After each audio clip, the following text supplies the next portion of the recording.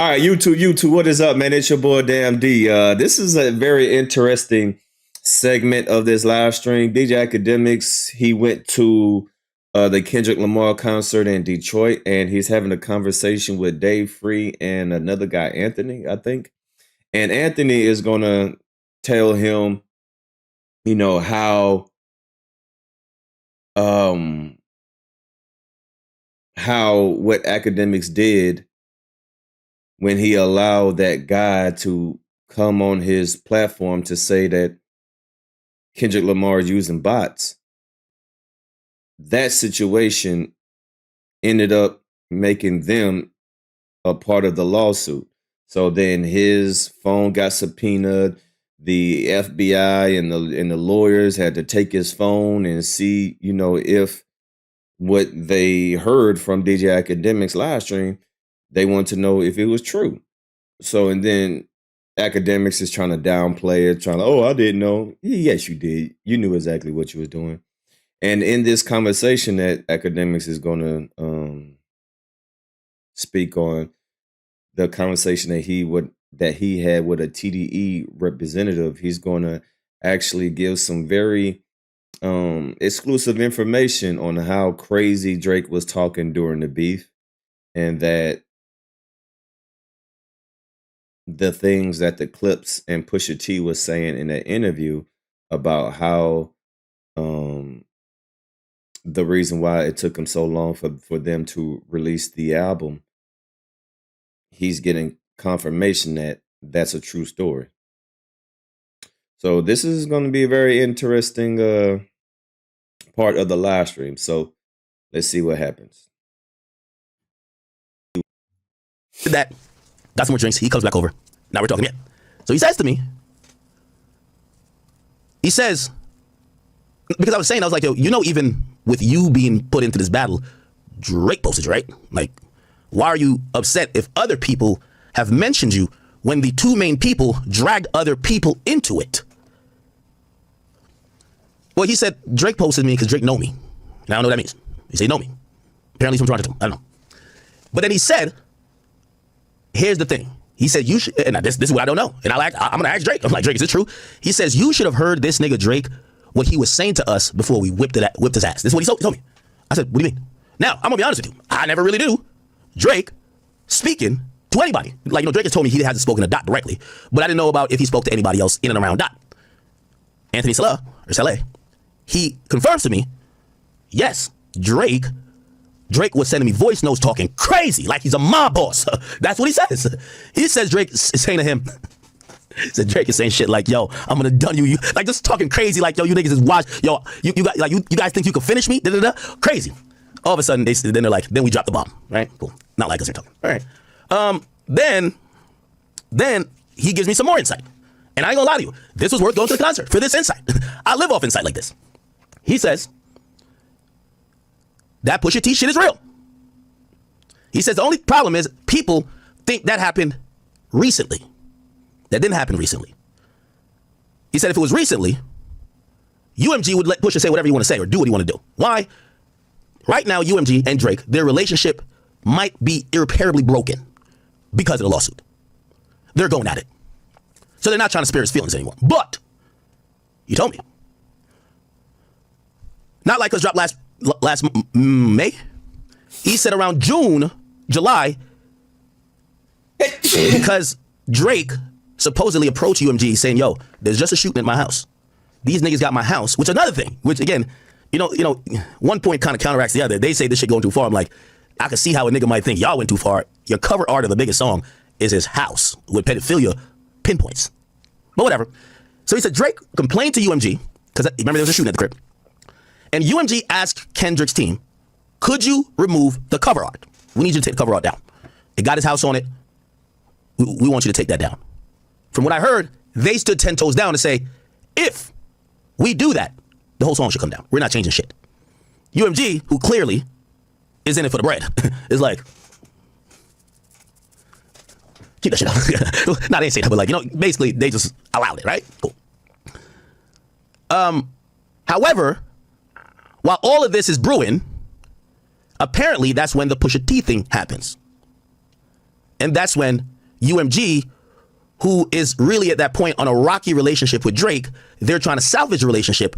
They tell Pusha, hey, right now, you can't drop nothing dissing the guy. We're trying to work on our relationship with him. Could you change this? Could you change that?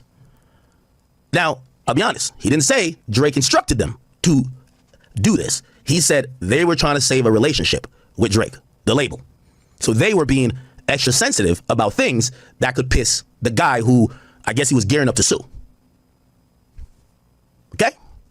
All right, I'll speed through the story a little bit. Yeah, pretty good conversation with Anthony Sella. Seems like a pretty good dude, pretty smart. He's a business guy. Then Dave Free comes over. And Dave Free So that's very interesting. So pretty much he confirms the story that the Clipse said.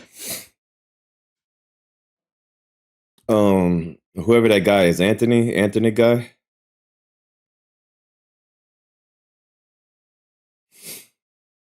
So pretty much he just getting more information of stuff that happened behind the scenes and how Drake calling him, talking about he a mob boss. Like, I don't know what this dude. You can tell Drake he's just indulging in this new fame that he has. And you can tell that he really has an identity crisis because we can see how he grew up. Right? We can see how he grew up as a child. It's all over the internet, right? So for him to come back, let's see, Drake as a child. For Drake to all of a sudden trying to talk all bad, like he a mob. Right? Like, Drake, cut it out, man. You ain't no mob boss, bro. Drake, you ain't no mob boss. This is you, bro. This is your upbringing. What is all this gangster talk? You just doing this because you got money. You may have some people around you, but Nick, that ain't you. Why this tough guy image? See, that's what is destroying him. He's being something that he's not. You ain't no tough guy. You ain't no thug. You ain't none of that. This is you, boy. All right, this is you with the glasses. Yo, boss ain't golden gates. Those who fake, they break. When they get their 400-pound weight, you about to rule the world. Everyone. This is you, Drake. So stop with this tough guy. So, you know, that's a very interesting story. And as I always say, Drake has an identity crisis, right? About to take care more, but something great.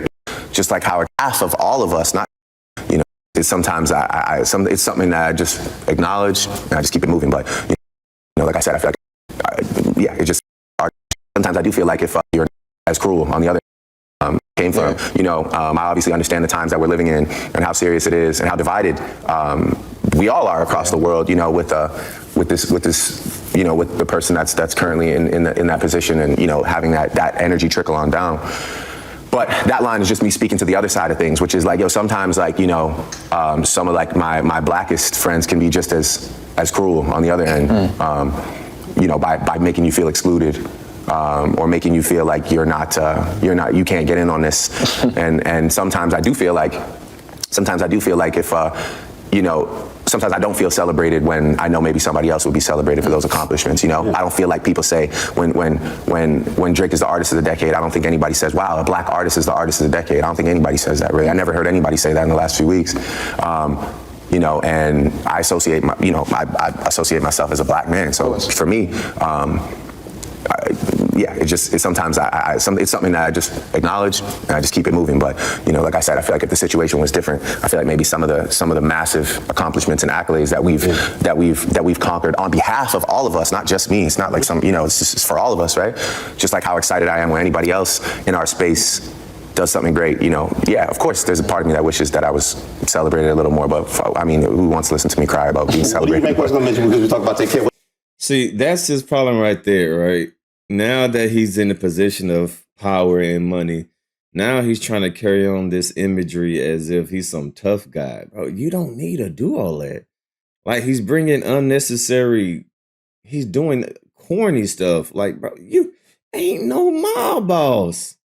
And you heard DJ Akademiks getting information from Kendrick people saying how crazy how crazy